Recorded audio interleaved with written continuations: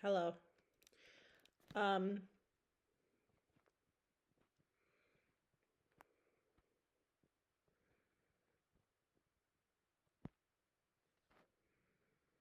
oh, I can do it better on this hand. There we go. Peace, my brother. Um, I want to talk about a film. The film is our reality. The film is our reality. We're all watching an avant-garde, very boring, very shitty, very uncomfortable film for many years now. It's a film that never seems to end.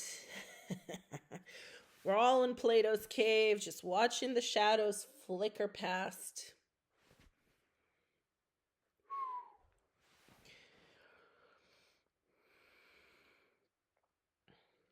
I want to talk about why everyone hates Joker 2.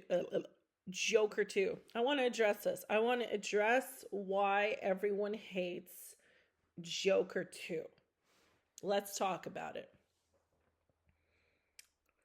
I went into that film thinking, okay, let me see. Let me understand why it's horrific. And I was waiting for it to. It started well. I thought it started well. I liked the cartoon at the beginning. I thought that added something. Uh and then I thought all the introduction of him in prison was very solid, established him. It was like a solid 20 minutes before anyone started to sing or dance. So they really let you get comfortable in the world of this film. And when they did start to sing and dance, it kind of came out in a natural way. Like they started quietly singing. Joaquin Phoenix started kind of whisper singing at first to himself, and then it kind of bloomed into this big production. And it was pretty obvious the context in which they were singing and dancing. In his bashka, in his mind, that's where that was happening. So it was pretty clear. And I don't think it interrupted the film in any way. But I just kept waiting for it to become bad. And people are like, well, none of the songs are original songs. Well, that worked for me. The songs were good. I thought they performed them well. They fit within the thematics of the film. All the songs fit into the theme. Joaquin was good. Lady Gaga was actually the best Lady Gaga has been outside of House of Gucci, where I thought her accent was hilarious, So in this film, I kind of respected her. I was like, you know what? She fits. She fits the role.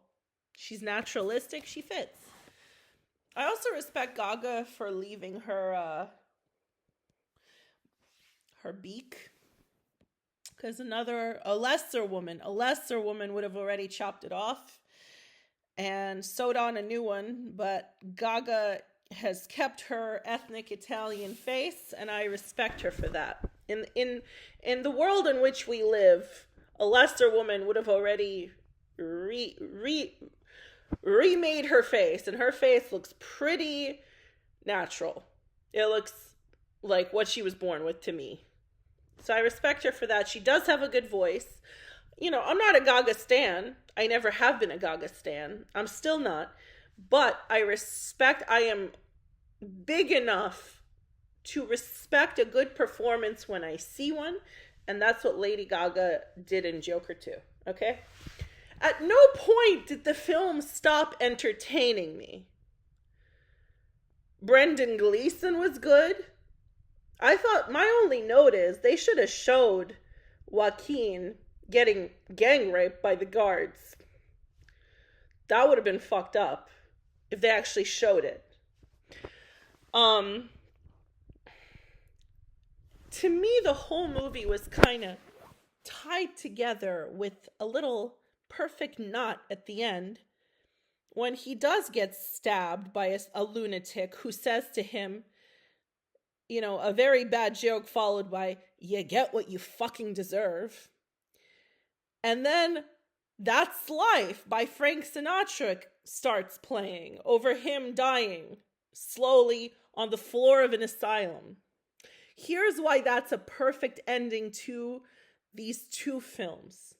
This is how I like to say, describe Joker and Joker 2. Joker, which is also a very good film, but I actually like Joker 2 as much, if not more. Joker sets up the punchline. It's the setup. Joker is the setup, and Joker 2 is the punchline. And the punchline is really, really uncomfortable. The punchline is, life is a big bowl of shit. That's the punchline, people. I know you don't like that message, but it's a pretty fucking stunningly realistic one. Right? Life is a big bowl of shit. Doesn't matter with what way you slice it, what way you try to cut it. And the people who are on the bottom, even if it's sort of, there's a Spartacus type thing. There's a very Spartak element to this. It's giving Spartacus. It's giving a man who rises from the peons, from the slaves. And we're all slaves down here at the bottom. We're all slaves. We're all in the fucking galley, rowing the fucking ship, working for our masters, right? So he comes up from the slaves to become Joker. And his message is, burn this fucking city to the ground. Everyone is horrible to each other, which he's not wrong. He's not wrong, by the way. And he rises, and to everyone who rises from nothing, from everyone who tries to do a violent overthrow of the order, of the established order, they end up the way Joker ends up, either institutionalized or dead. And the Joker in Joker 2 ends up both. He's stripped of his sort of mask. He strips himself. The gang rape kills it kills his soul, basically. His soul is killed. And he has to admit that he is just a small, stepped on man, a lonely, sad man. And once he admits that, I kind of get it now. At first I was angry at Gaga for being a horrible love interest. But I get where she was coming from. She's like, oh, you're dropping the mask? Well, you know what? I'm not giving up yet. I don't know what she's giving up on, but she's giving up. She doesn't want to give up on the fantasy. He's like, well, listen, I was gang raped and I unfortunately have to live in reality now. But she's like, nope, I'm not going to stop singing or dancing. We live in the fantasy. He kind of realizes the futility of everything at the end. And he's brought back down to the fucking earth, to the fucking ground, to the fucking, and then he's 6 feet under, then he's dead. That's how Spartacus is. He must be killed. He must be killed. He must first be stepped on by the boots that step on us all. He must be stepped on, and then he must be killed. I mean, it's basically the same plot as Gladiator. People are saying Joker 2 doesn't have a plot. It has a very clear, time-tested, archetypal plot. It has the same plot as a lot of films,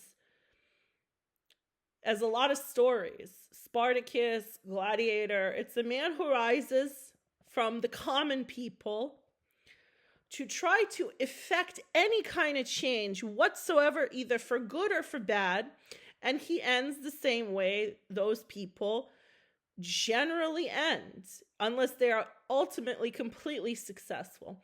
They are stepped down on, they are institutionalized, incarcerated, sent to a work camp, whatever, and then they're executed. That's how it always works. It has always worked that way through thousands of years. It's the same story. And Joker 2 told it well, and I like the singing and the dancing. I like the singing and the dancing. Joaquin is very talented. He continues to be very talented. If he didn't earn his Oscar for Joker, he certainly earned it with Joker 2. he certainly earned it. A lot of pathos. A lot of pathos to Arthur Fleck in Joker. And he has beautiful blue eyes and a very good facial structure. Very handsome man. Any man who can get Buchenwald thin for a film and still be gorgeous is quite a handsome man. Quite a handsome man. So talented, handsome. Gaga is a good foil, a good love interest for him. She has a good arc too. Even if that arc is, backstabbing, sniping bitch, it's still a good arc. She's the backbone of the singing and the dancing. And it's ended on a perfect little note. Perfect little, ties it up exactly. He's dead. That's life. The film has a very strong sense of Jewish humor. I'm talking old school, like, Borscht Belt, vaudevillian kind of chorus girl type, funny girl type shit. Like Elaine May. It's almost like Elaine May wrote this film. A dark Elaine May. That's what I would call Todd Phillips. He's a darker Elaine May. Because the Joker could be an Elaine May character. He could be Dustin Hoffman in Ishtar. He could be that guy. That's who the Joker is. It has a very strong, old school Jewish sense of humor. I really appreciate it. A dark one, about how life is very, what are you going to do? If you don't laugh, you cry. That's the humor in the film. And it's not a funny movie whatsoever, but it has a very dark, funny sense of humor. And I'm shocked that Tim Dillon didn't see it whatsoever, because that's, by the way, Tim Dillon, who plays, he's in it for 1 minute as a security guard, and he's a good comedian. I like him. He's funny. But that's his whole shtick, man. Tim Dillon, you realize your shtick is, it is what it is. That's life. We wish them well. Life in the big city. It's a real knife fight out there. That's his whole thing, is life is a fucking ball of shit. What are you going to do? Cry or laugh about it? You're at least going to make fun of it, how fucked we are. That's what Joker 2 was doing. How did he not see that? How do other people not see it? How do people not see how Joker 2 is 100% the spiritual and honest follow-up to Joker? This is a clown with a song and a dance in his heart. This is a mentally ill, lonely, stepped-on man, a superfluous man who was abused his whole life, who still has a light in him that can't be stamped out. And that light in him, that fight in him, is what the world eventually does. It stamps it out. That's life. You're up, you're down, but then you're down. And when you're down, no one is with you. It's a very funny joke. I like the film. I left Joker 2 cackling. Literally cackling in the night. I went home. I walked home from the theater at night, just hyena screeching to myself. I was really fucking witch laughing home because it was so good. I was like, this is so perfect. These films are so perfect. And to me, they have little to nothing to do with the whole Batman universe. They're self-contained films. They have nothing to do with anything. The only thing they have to do with Batman is that Batman is always about these freaks, or who we would call freaks, trying to overthrow Gotham, the fascist order. Batman is the fascist order. Batman is, he's fucking the people who you should hate, really. He's a Trump. He's a Musk. He's a Clinton. He's a, who else? Bloomberg. He's a Bloomberg, he's not, he's a Koch brother. That's what Batman is. He's getting his. He lives in an Epstein style gothic Manhattan property. He's not the good guy, really.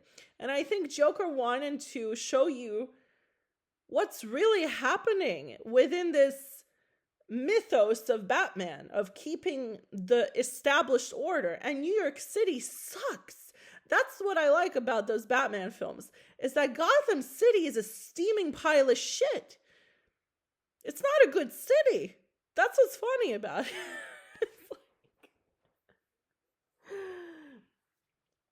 I mean, Batman is basically propaganda for capitalism. Most things are. Most cultural products from America are propaganda for capitalism, which is why a movie like Reds is so singular and rare and almost never gets made. You know, Joker, by the way, has the same, Joker 1 and 2 together have the same arc as Bonnie and Clyde. Like I'm saying, this is a time-worn story. This isn't plotless. It's not new, you know, but it does the old thing in its own way, and it does it well. But, you know, so yeah, Batman's the propaganda for capitalism, basically. And these freaks, maybe they're not good, but they represent what capitalism has done to a person not born into privilege and money. It twists people. It destroys people. The vast majority of people are slaves. And then a slave tries to rise up, no matter how twisted he is. And of course, he has to be stamped out. Anyway, and I think people are responding to Joker 1 and 2 being kind of genuinely anti-establishment. Like genuinely anti-all establishment, and that's what people hate about them. Todd Phillips really bucked the fucking messaging. And I respect him for it. I think it's a fucking amazing film. And all of you, you're wrong, and you need to open your eyes to Joker 2. That's life. Oh, I can't play it. Never mind. But yeah, that's life.